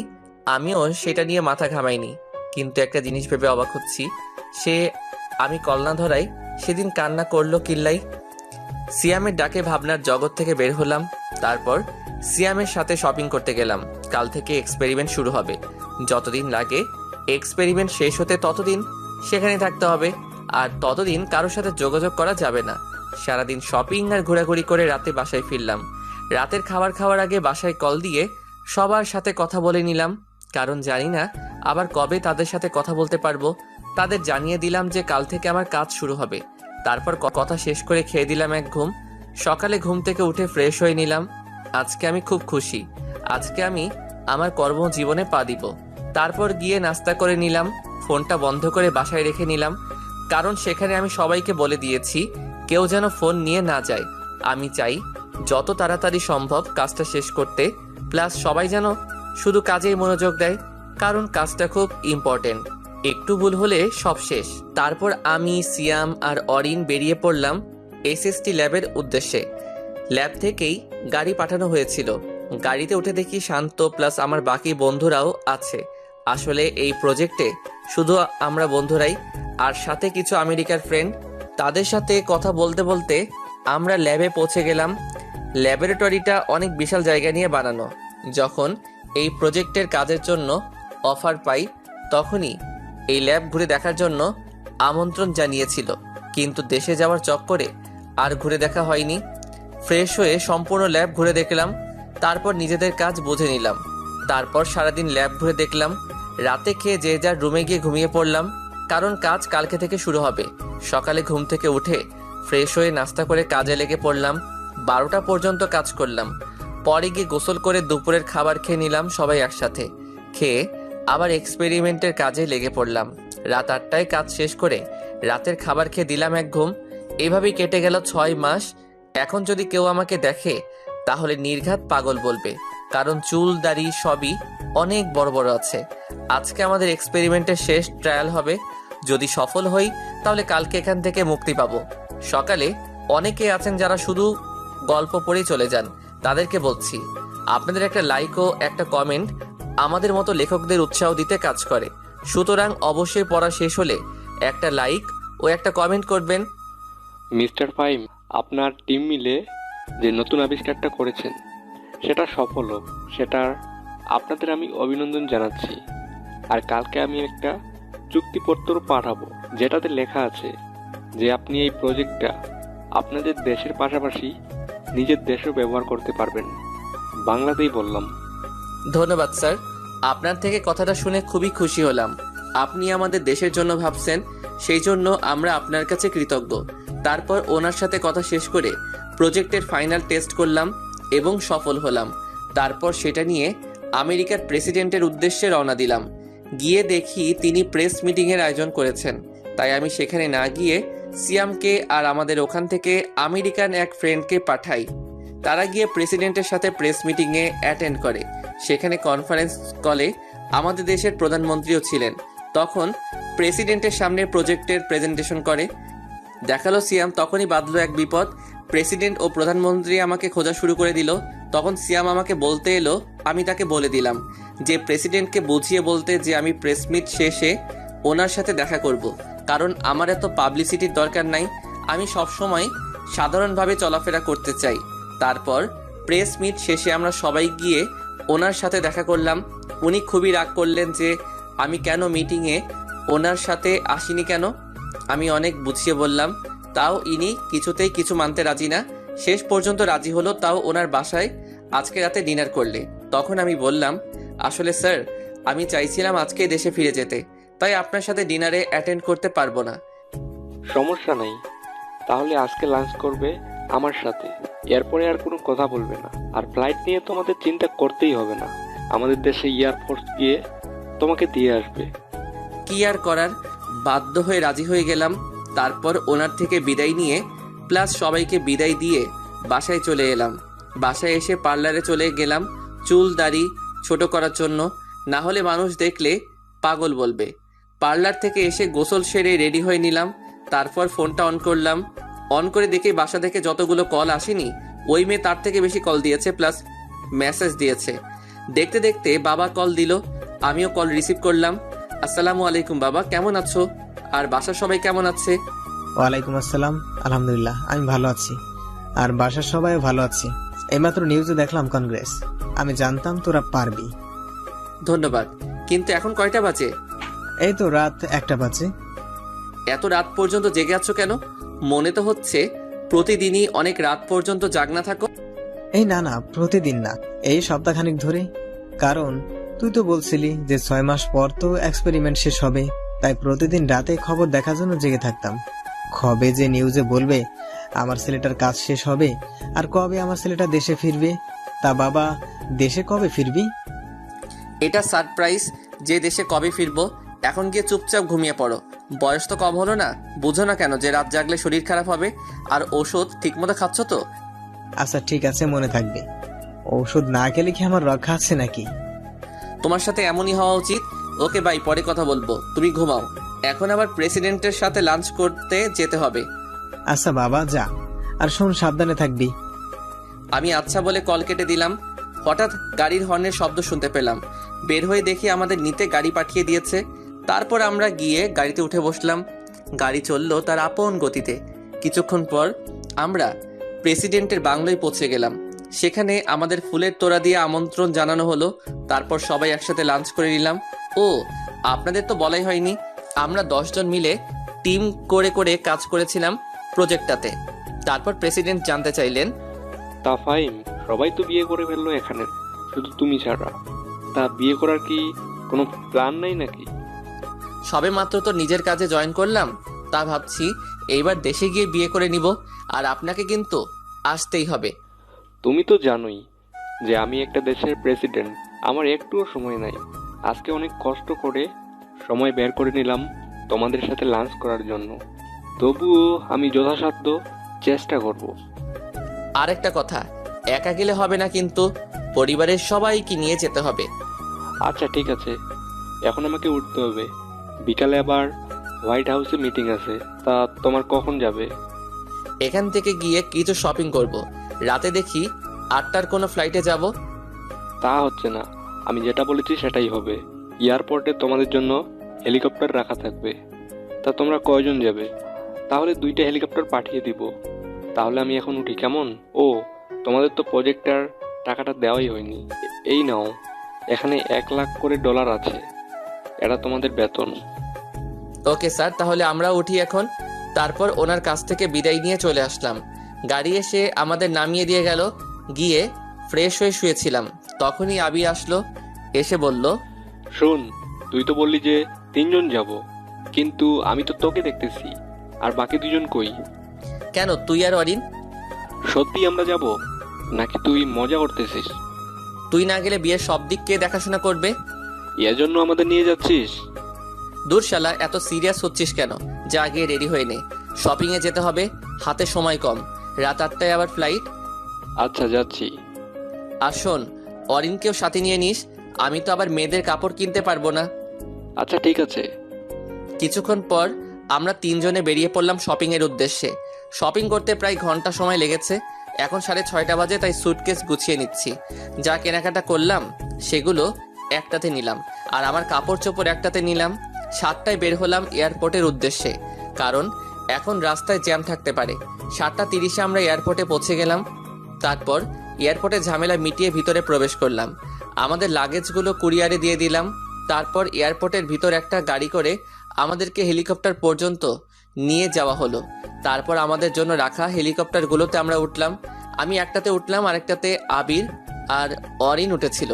তারপর হেলিকপ্টার উড়াল দিল আমাদের নিয়ে। দীর্ঘ 18 ঘন্টা পর আমরা বাংলাদেশের মাটিতে নামলাম। তারপর পাইলটদের বিদায় দিয়ে এয়ারপোর্টে প্রবেশ করলাম। আমাদের লাগেজগুলো আগে এসে গিয়েছিল, তারপর সেগুলো কালেক্ট করে নিলাম। এয়ারপোর্টের কাজ সারতে আরও 1 ঘন্টা লেগে গেল। দুপুর হয়ে এসেছে এখানে। এয়ারপোর্ট থেকে বের হয়ে একটা গাড়ি নিলাম। গাড়ি নিয়ে বাসার উদ্দেশ্যে রওনা দিলাম। বাসায় যেতে 3 ঘন্টা লাগলো। ঢাকা শহরে এই জ্যাম একবার শুরু হলে শেষ হওয়ার নাম নেয় না, তাই যেতে এত সময় লাগলো। গাড়ির ভাড়া মিটিয়ে নিলাম। পরে কলিং বেল বাজালাম। মা এসে দরজা খুলে দিল। দরজা খোলার পর আমাকে দেখে এসে জড়িয়ে ধরলো। আমিও জড়িয়ে ধরে কান্না করে দিলাম। এই 6 মাসে একদিনও কথা বলতে পারিনি। তারপর মাকে আবির আর অরিনের সাথে আলাপ করিয়ে দিলাম। তারপর আমরা ভিতরে গেলাম, গিয়ে ফ্রেশ হয়ে নিলাম। রুমে গিয়ে আর আবিরদের গেস্ট রুমে দিয়ে আসলাম আর বললাম ফ্রেশ হয়ে নিতে। নিচে এসে মাকে জিজ্ঞাসা করলাম, মা আকিব কই? ওকে দেখছি না যে। ও ওর ম্যাডামের বাসায় গেছে পড়তে, এখনো আসে নাই। আর তার উপরে ওর ম্যাডামও নাকি অসুস্থ। ও আচ্ছা, তা বাবা কি ওকে নিয়ে ফিরবে নাকি আমি গিয়ে নিয়ে আসবো? যাবে বলতেছিস যখন যা, বাইকেও নিয়ে আয় আর নিজের বউকেও দেখে আয়। হাজার হোক কিছুদিন অসুস্থ ছিল বলে কথা। মা তুমি আবার শুরু করলে? তারপর অরিন আর আবিরকেও বললাম চলতে। তাদের নিয়ে চললাম আকিবকে আনার উদ্দেশ্যে। গাড়িতে ওঠার পর আবির জিজ্ঞাসা করলো, কি রে, আমরা এখন কোথায় যাচ্ছি রে? কে আনতে? সে কোথায় থাকে রে? বাবা মায়ের সাথেই থাকে। এখন তাকে প্রাইভেট থেকে আনতে যাচ্ছি। আরও একটা কারণ আছে সেখানে যাওয়ার, কিন্তু সেটা সারপ্রাইজ। ওকে, সারপ্রাইজ হলে আর কি করার, এখন তাহলে অপেক্ষাই করতে হবে। তারপর গাড়ি নিয়ে বেরিয়ে পড়লাম আকিবের ম্যাডামের বাসার উদ্দেশ্যে, মানে আমার হবু বউয়ের বাসার উদ্দেশ্যে। মিনিট 10 পরে আমরা আমাদের গন্তব্যে পৌঁছে গেলাম। গাড়ি থেকে নেমে সিঁড়ি বেয়ে 3 তলায় চলে গেলাম। গিয়ে কলিং বেল বাজালাম। যিনি দরজা খুলে দিল ওনাকে দেখে পরিচিত মনে হলো না, তাই জিজ্ঞাসা করলাম। তিনি জানালেন যে অধরারা নাকি গত মাসে এখান থেকে চলে গেছে। তারপর তাদের নিয়ে একটা রেস্টুরেন্টে গিয়ে বসলাম। পরে মাকে কল করে বললাম, মা আকিবের টিচাররা কি বাসা চেঞ্জ করে ফেলেছে নাকি? এই দেখ, তোকে বলতেই ভুলে গেছি। আসলে তুই তাড়াহুড়ো করে চলে গেলি, তাই বলতে পারিনি। তারা এখন তোর বাবার অফিসের সামনে যে নীল ভবনটা আছে না, ওইটার 3 তলায় থাকে, আর ওদের ফ্লোর নাম্বার হচ্ছে 8। তারপর মায়ের দেওয়া ঠিকানায় চলে গেলাম। গিয়ে কলিং বেল বাজাইলাম। অধরার মামি এসে দরজা খুলে দিল। আমি ওনাকে সালাম দিলাম। সালামের জবাব নিয়ে তিনি আমাদের ভিতরে বসতে বললেন। আমরাও ভিতরে গিয়ে বসলাম, কিন্তু আর কাউকে তো দেখতে পাচ্ছি না। তখন আন্টিকে জিজ্ঞাসা করলাম, আচ্ছা আন্টি, আকিবের কি পড়া শেষ হয়ে গেছে নাকি? তার পড়া তো কখনই শেষ হয়ে গেছে। তুমি আসবে বলে তাকে বসিয়ে রাখা হয়েছে। মনে হয় ওর ম্যাডামের সাথে গল্প করতেছে। তা বাবা, তোমার আসতে লেট হলো যে? আসলে আন্টি আমি আজকেই ফিরেছি তো, আর আমি জানতাম না যে আপনারা বাসা চেঞ্জ করেছেন। আমি আপনাদের আগের বাসায় গিয়ে জানতে পারি যে আপনারা বাসা চেঞ্জ করেছেন। পরে মায়ের কাছ থেকে ঠিকানা নিয়ে এখানে আসলাম, তাই লেট হয়ে গেছে। ও কথা বলতে বলতে তো এগুলোই দেওয়া হলো না। আন্টি এগুলো নিন। এগুলোতে কি আছে? আজকে আমি এসেছি তো, তাই সকলের জন্যই কিছু উপহার এনেছি। আসলে গতকাল একেবারে বেতন পেয়েছিলাম তো। এসবের কি কোনো দরকার ছিল নাকি? থাক না আন্টি, আমারও তো ইচ্ছে হতেই পারে। আচ্ছা আন্টি, আমি গিয়ে দেখি আকিব কি করতেছে। আচ্ছা যাও, আমি ওনাদের নাস্তা এনে দিচ্ছি। না আন্টি, এসবের কোনো দরকার নেই। তা বললে তো হবে না। প্রথমত তোমরা প্রথমবার আমাদের বাসায় এসেছো, দ্বিতীয়ত তোমরা ওর ফ্রেন্ড, তাই কোনো না শুনিব না বলেই আন্টি তাদের জন্য নাস্তা আনিতে চলে গেল। আমিও অধরার রুমের দিকে চলে গেলাম। দরজার কাছে পৌঁছাতেই শুনতে পেলাম আমাকে কি দিয়ে যেন কথা হচ্ছে ম্যাডাম আর ছাত্রের মধ্যে। রীতিমতো ঝগড়া লাগার উপক্রম। আমি তাদের এই তর্ক বিতর্ক দেখে হাসতে লাগলাম। পরে ভিতরে প্রবেশ করলাম। আমাকে দেখে দুজনেই অবাক। আমাকে দেখেই আকিব এসে জড়িয়ে ধরে বলল, ভাইয়া তুমি কখন এলে? এই তো মিনিট 10 হলো। তা তোর পড়া কি শেষ হয়েছে নাকি? হ্যাঁ, কিন্তু কেন? পড়া শেষ হলে বাহিরে যা, গিয়ে দেখ আমার ফ্রেন্ডরা বসে আছে, তাদের সাথে গিয়ে কথা বল। আমার কিছু কথা আছে তোর ম্যাডামের সাথে। আচ্ছা ভাইয়া বলে আকিব ব্যাগ নিয়ে বাইরে চলে গেল। এখন কেমন আছেন? শুনলাম আপনি নাকি অসুস্থ ছিলেন। আলহামদুলিল্লাহ ভালো আছি। তা আপনি দেশে কবে এলেন? এই তো আজকে দুপুরে আসলাম, এসেই এখানে এলাম। আচ্ছা চোখটা বন্ধ করুন তো, আপনার জন্য একটা উপহার আছে। চোখ বন্ধ করলে দেখবো কিভাবে? আরে বন্ধ করুনই না। তারপর অধরা চোখ বন্ধ করলে আমি তাকে তার জন্য আনা চেনটা তাকে পরিয়ে দিলাম। সাথে সাথে ঠাস, অধরা আমাকে চড় মারলো। কিন্তু কেন মারলো? আপনার সাহস কি করে হয় আমাকে চেন পরানোর? আপনি কি জানেন না প্রাপ্তবয়স্ক ছেলে কোনো প্রাপ্তবয়স্ক মেয়ের শরীর ছোঁয়ার কোনো অধিকার নেই বিয়ের আগে? চেনটাই তো পরিয়ে দিলাম, এতে এত রিয়াক্ট করার কি আছে? এটা আমেরিকা নয় যে যা ইচ্ছা তাই করা যাবে। এখানে একটা মেয়ে একটা ছেলের হাত ধরে হাঁটলেও মেয়েটাকে দোষী করা হয়, আর সেখানে আপনি। আচ্ছা সরি। ততক্ষণে আবির, অরিন ও অধরার মামি এসে জিজ্ঞাসা করতে লাগলো, কি রে, কি হয়েছে? এভাবে চেঁচাচ্ছিস কেন? আসলে আমি বলার আগেই অধরা বলল, কিছু হয়নি, আর আপনি এখন আসতে পারেন। তারপর সেখান থেকে চলে আসি। বের হয়ে আকিবকে বলি বাবাকে কল করে বলতে ড্রাইভারকে পাঠিয়ে দিতে ওদের নেওয়ার জন্য। বলে আমি গাড়ি নিয়ে সেখান থেকে সোজা নদীর পাড়ে চলে আসি। এদিকে আকিব বাবাকে কল করে গাড়ি পাঠাতে বললে বাবা বলেন, গাড়ি পাঠাবো কেন? ফাহিমরা তোকে আনতে গেছে। বাবা ভাইয়া এসেছিল, তোমায় বাসায় এসে বলবো এখন তাড়াতাড়ি গাড়ি পাঠাও। আর সাথে ভাইয়ার বন্ধু ওনার বউ দাঁড়িয়ে আছে। আচ্ছা আমি গাড়ি পাঠিয়ে দিচ্ছি। আর তোর ভাই কোথায় যাচ্ছে, কিছু কি বলে গেছে নাকি? না, কিছুই বলে যায়নি। আচ্ছা বলে কল কেটে দিলেন। তারপর ড্রাইভারকে বলে দেন আকিবকে নিয়ে আসতে। এদিকে আমি নদীর পাড়ে এসে একটা বেঞ্চিতে বসে পড়ালাম। খুব খারাপ লাগছিল। কি এমন করেছিলাম যার জন্য আমাকে এইভাবে আমার বন্ধু ও তার বউয়ের সামনে এভাবে অপমান করলো। কিছুক্ষণ পর মনে হলো পিছনে এসে একটা গাড়ি দাঁড়ালো, তাই পিছনে তাকালাম। দেখলাম বাবা গাড়ি থেকে নামলেন, নেমে আমার দিকে এগিয়ে এলেন, এসে আমার পাশে বসলেন। বসে, তোর মন খারাপ কেন জানতে পারি কি? কিছু হয়নি বাবা। আমার ছেলেটা আজ এত বড় হয়ে গেছে, এখন নিজের দুঃখ নিজের মধ্যে চেপে রাখতে জানে, আর আমাকেও এখন সেটা বলতে চায় না। বাবা তেমন কিছুই না। যদি কিছু নাই হতো তাহলে এই রাতের বেলা এই নদীর পাড়ে এসেছিস আর কি লুকানোর চেষ্টা করছিস? আমি সবটাই জানি। বাসায় এসে আকিব আমাকে সব বলেছি। ও আচ্ছা, চল বাসায় যাবি, আর এই বিষয় নিয়ে পরে আলোচনা করা যাবে। তারপর বাবা ড্রাইভারকে বলল গাড়ি নিয়ে চলে যেতে। পরে আমি আর বাবা আমার গাড়িতে করে চলে এলাম।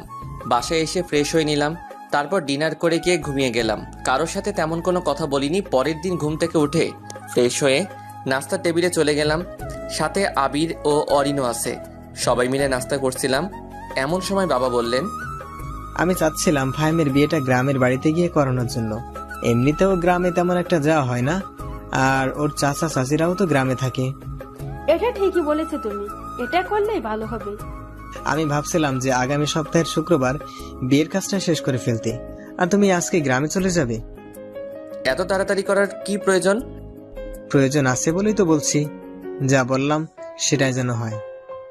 বলে বাবা খাবার খেয়ে অফিসের উদ্দেশ্যে চলে গেল। আমরাও নাস্তা করে নিলাম। তারপর আবিরদের নিয়ে বেরিয়ে পড়লাম শহর ঘুরে দেখাতে। অনেক বছর পর আবির দেশে আসলো, আর অরিনের তো জন্মই সেখানে, তাই তাদের নিয়ে ঘুরতে বের হলাম। ঢাকার প্রায় সব জায়গায় আমরা ঘুরে দেখে ফেললাম। সন্ধ্যায় বাসায় এসে ফ্রেশ হয়ে নিলাম। তারপর সবাই মিলে আড্ডা দিতে লাগলাম। অরিন আবার তেমন বাংলা বলতে পারে না, কারণ জন্মের পর থেকেই সেখানে থেকেছে তো, তাই ইংলিশটাই ভালো পারে। আর ওদেরকে আমি 1 মাস এখানে থাকতে বলেছি, আর এই কয়দিনে ওকে বাংলা শেখানোর দায়িত্ব মাকে দিয়েছি। আমি মাকে বললাম, মা বলছিলাম কি, আজকে তো বুধবার, তাই যদি শনিবার গ্রামে যাই তাহলে কেমন হবে? তোর বাবা যখন বলেছে নিশ্চয়ই কিছু ভেবেই বলেছে, তাই তুই কালকেই চলে যা, আর সাথে আবির আর অরিনকেও নিয়ে যা। আচ্ছা ঠিক আছে। কতদিন পর দেশে এলাম, একটু শান্তিতে বাসায় থাকবো, সেটাও হচ্ছে না। ফিসফিস করে কি বলতেছিস? কই কিছু বলিনি তো। কিছুক্ষণ পর বাবাও এসে গেলেন। পরে সবাই একসাথে ডিনার করে নিলাম। ডিনার করার পর আমি রুমে গিয়ে গিফটগুলো নিয়ে আসলাম। পরে সবাইকে নিজেদের গিফটগুলো বুঝিয়ে দিলাম। সব থেকে বেশি গিফট আকিবের জন্য এনেছিলাম, আর অধরার জন্য আনা গিফটগুলো আমার লকারে রেখে দিলাম। গিফটগুলো বুঝিয়ে দেওয়ার পর ঘুমাতে চলে এলাম। কিছুক্ষণ পর আকিব আমার রুমে এসে বলল সে নাকি আমার সাথে ঘুমাবে। আমি আর মানা করতে পারলাম না। শুয়ে পড়ার পর আকিব অধরার কথা বলা শুরু করলো। এদিকে আমি ঘুমিয়ে পানি। আজকে অনেক ধকল গেল, তো সকালে তাই শুয়ে পড়ার পরই চোখটা লেগে যায়, আর আমি চলে গেলাম ঘুমের অতল দেশে। আকিব আমার কোনো সাড়া না পেয়ে সেও কিছুক্ষণ ঘুমিয়ে গেল। সকালে ঘুম থেকে উঠে দেখি আকিব আমাকে কোলবালিশের মতো জড়িয়ে ধরে ঘুমিয়ে আছে। তাকে আমার থেকে ছাড়িয়ে আমি ফ্রেশ হতে যাই। ফ্রেশ হয়ে এসে আকিবকে ডেকে তুলে দিলাম, কারণ আজকে আকিবের স্কুল আছে, তাই ওকে ডেকে তুলে ফ্রেশ হতে পাঠিয়ে দিলাম। আকিব ফ্রেশ হয়ে এলে আমরা নিচে যাই নাস্তার টেবিলে। গিয়ে দেখি সবাই আমাদের 2 ভাইয়ের আগেই উঠে গেছে আর নাস্তার টেবিলে বসে আছে। কিছুক্ষণ পর মা এসে নাস্তা দিয়ে গেল। আমরা নাস্তা করতে শুরু করলাম।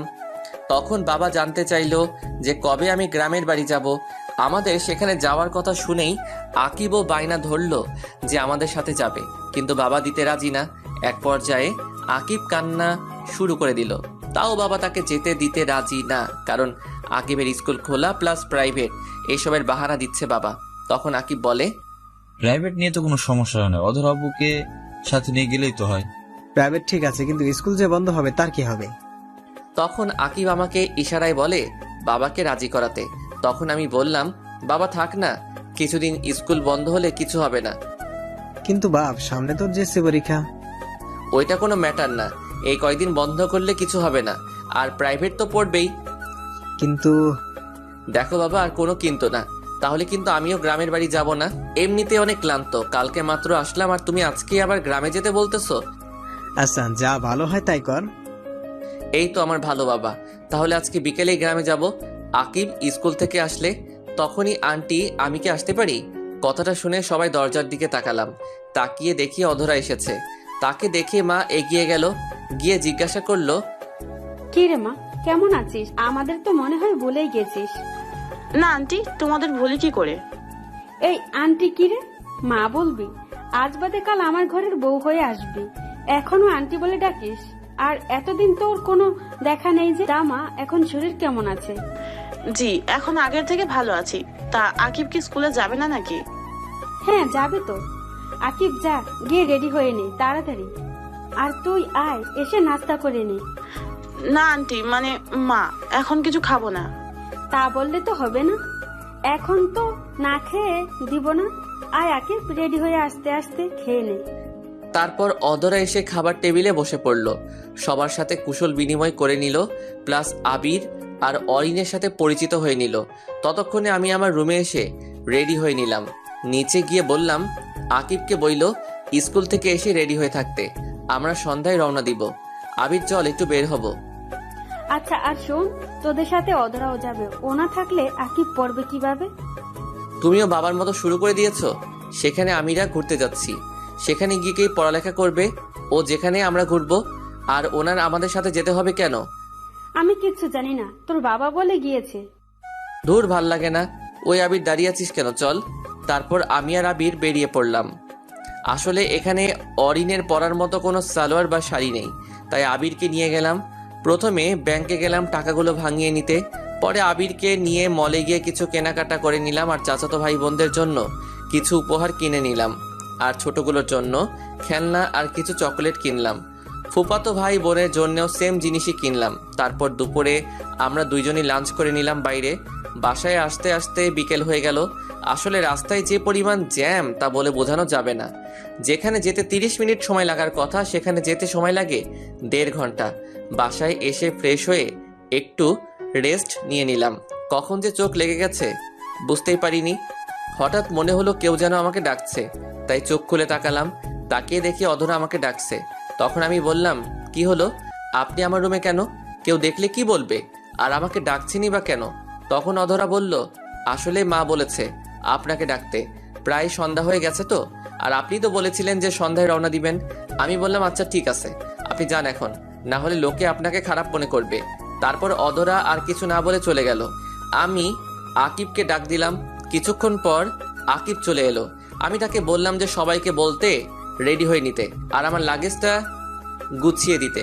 আকিব বলল, আমার লাগেজ নাকি গুছানো? আকিবকে জিজ্ঞাসা করে জানতে পারলাম অধরা নাকি আমার লাগেজ গুছিয়ে দিয়েছে। আমি আর কিছু বললাম না এই বিষয়ে। পরে আকিবকে বললাম লাগেজটা নিয়ে গাড়িতে রেখে দিয়ে রেডি হয়ে নিতে। বলার সাথে সাথেই আকিব লাগেজ নিয়ে চলে গেল। আমিও চলে গেলাম ফ্রেশ হয়ে নিতে। ফ্রেশ হয়ে রেডি হচ্ছিলাম, এমন সময় অধরা আমার রুমে আসলো। আমি তখন রেডি হচ্ছিলাম, তাই খেয়াল করিনি। রুমে ঢুকেই দিল জোরে একটা চিৎকার দিল। আমিও তার চিৎকার শুনে পিছনে তাকালাম। বুঝলাম না কি জন্য চিৎকার করলো। তার চিৎকার শুনে সবাই চলে এসে ওকে জিজ্ঞাসা করা শুরু করলো যে কি জন্য এমন চিৎকার দিল। তখন অধরা বলল, আসলে আমি ওনাকে ডাকার জন্য ওনার রুমে এসেছিলাম। এসে দেখি উনি শুধু একটা 3/4 প্যান্ট পরেছিলেন, কোনো শার্ট পরেছিলেন না, তাই আমি চিৎকার দিয়ে ফেলেছি। ধুর পাগলি, এতে চিৎকার করার কি আছে? কিছুদিন পর তো তুই ওর বউ হবি। আর ওই এমনই এত বড় হয়ে গেছে, এখনো 3/4 পরে থাকে বাসায়। আচ্ছা তুই যা, গিয়ে নিচে বস। অধরা নিচে চলে গেল, সাথে বাকিরাও চলে গেল, শুধু মা ছাড়া। সবাই যাওয়ার পর মা বলল, তোর কি কোনো কাণ্ডজ্ঞান নেই নাকি? আমি আবার কি করলাম? আমি তো রেডি হচ্ছিলাম। ওনাকে কে বলল এখানে আসতে? আমি তো বলেছিলামই রেডি হয়ে নিতেছি। তুই কি 3/4 আর টি শার্ট পরে যাবি নাকি? হ্যাঁ, কেন? কোন দিক দিয়ে এটা খারাপ? আচ্ছা, এখন বেশি কথা না বলে রওনা দিতে হবে, না হলে পরে অনেক রাত হয়ে যাবে। তারপর রেডি হয়ে বের হলাম।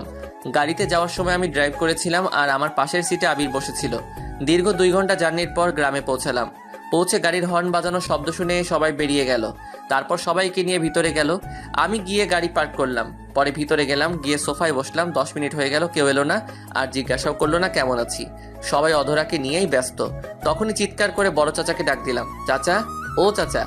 আমার ডাক শুনে তাড়াতাড়ি করে চাচা এসে জিজ্ঞাসা করলেন, কি রে, কি হয়েছে? এভাবে চেঁচাচ্ছিস কেন? আমাকে মনে হয় ভুলেই গেছেন।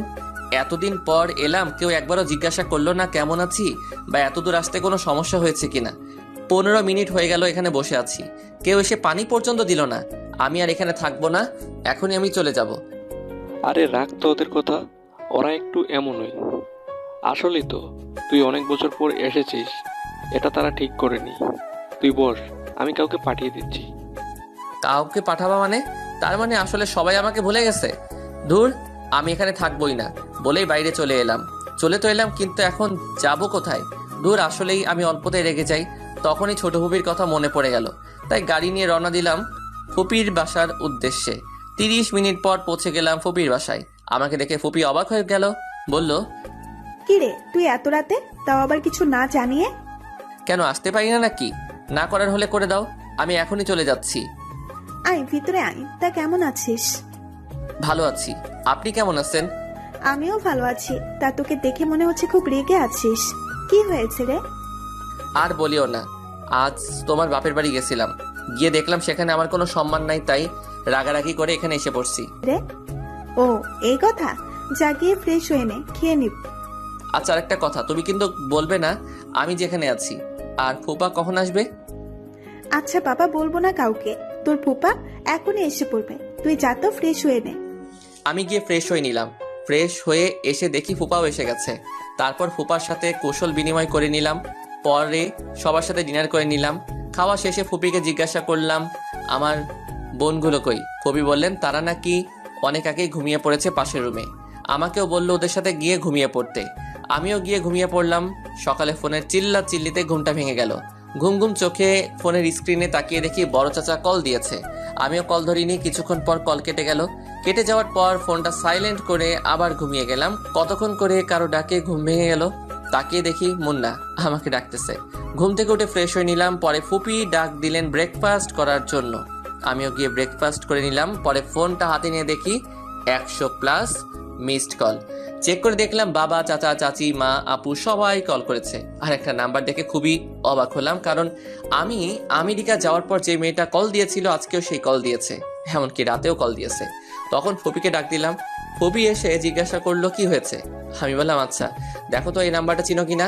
ফুপি বললে এটা নাকি অধরার নাম্বার। তাই তো বলি সেদিন কল না ধরায় কান্নাই বা করবে কেন একজন অপরিচিত মেয়ে। আর সেদিন রাগ করে আর পরে কল দেয়নি, তা আজকে কি জন্য আবার কল দিল? মনে হয় কালকে রাগ করে চলে এসেছি তো, আর রাতেও পরে ফিরিনি, তাই মনে হলো কল দিয়েছি। এইসব ভাবতে ভাবতে মা কল দিল। রিসিভ করলাম আর মা বলা শুরু করলো, কি বললো আপনাদের বলুন না, পরে আপনারাও জেনে যাবেন। এটা শুধু আমার আর আমার মায়ের মধ্যকার কথা। আমি কোথায় আছি তা বলুম না, আর যদি যেতেই হয় বিয়ের 2 দিন আগে যাবো, এর আগে বললেও যাবো না। ভালোই ভালোই বলছি আয় তাড়াতাড়ি। তোর চাচা সকালে যখন বলেছে যে তুই নাকি রাতে রাগ করে বের হয়েছিলি আর ফিরিসনি, সকালেও নাকি কল ধরিসনি, তখনই আমি বাবা ছুটে চলে আসি। কবি বলেছেন যেখানে তোমার সম্মান নেই সেখানে তুমি যেও না, তাই আজকে আমি ফিরছি না। তোমরা থাকো ওই মেয়েকে নিয়েই, আমাকে নিয়ে না ভাবলেও হবে। দেখ মেজাজটা খারাপ বানিস না, এমনিতে মেয়েটা কাল রাত থেকে কান্না করেই যাচ্ছে, আর তোর চাচা চাচিদের বকা দিচ্ছে কেন তাকে নিয়ে তারা এত মাতামাতি করলো, যার ফলে তুই রাগ করে চলে গেলি। তা বলেও লাভ হবে না। আর উনি এখন কান্না করতেছেন কেন? সেদিন থাপ্পড় মারার সময় মনে ছিল না? আবার আমার ফ্রেন্ড আর তার বউয়ের সামনে অপমান করার সময় মনে ছিল না? এইসব আবার কবে হলো? আর যা হয়েছে ভুলে যা। বাবা ফিরে আয় তুই। বলেছি না আমি গেলেও কিছুদিন পর যাবো, আর তুমি আমার মা হয়ে আমার বিরুদ্ধে কথা বলতেছো। ঠিক আছে আমি ফিরবো আজকেই, এবার খুশি তো? বলে কল কেটে দিলাম। ফুপি, এই ফুপি। খুবই তাড়াতাড়ি করে এলো, এসে জিজ্ঞাসা করলো, কি হয়েছে? এভাবে কান্না করতেছিস কেন? আমাকে কেউ ভালোবাসে না। কেন আবার কি হলো? এখন মাও কল দিয়ে আমাকে বকা দিল। এটা কিন্তু ঠিক হয়নি। আমি ভাবিকে বলবো তোকে যেন আর বকা না দেয়। আর শোন, আমি রান্না করতেছি আজকে তোর সব পছন্দের খাবার। যা গিয়ে গোসল সেরে আয়। কয়টা বাজে যে এখনই গোসল দিব? 12:30 বাজে। যা গোসল করে আয়, কিছুক্ষণ পর তোর ফুপাও চলে আসবে। আজকে এত তাড়াতাড়ি ফুপা চলে আসবে যে? আসলে সকালে ভাবি কল দিয়ে বলছে আজকেই যেতে, সবাই নাকি আজকেই আসবে। ও তাহলে এই ব্যাপার। যা তাড়াতাড়ি গিয়ে গোসল সেরে নে, তারপর সবাই একসাথে খেয়ে রওনা দিব। তারপর আমি গিয়ে গোসলটা সেরে নিলাম। পরে নামাজ আদায় করলাম। ফুপা আসার পরে সবাই একসাথে দুপুরের খাবার খেলাম। খেয়ে কিছুক্ষণ রেস্ট নিলাম। এরই মধ্যে সবাই রেডি হয়ে নিল। পরে সবাই মিলে রওনা দিলাম। 1 ঘন্টা পর বাসায় পৌঁছালাম।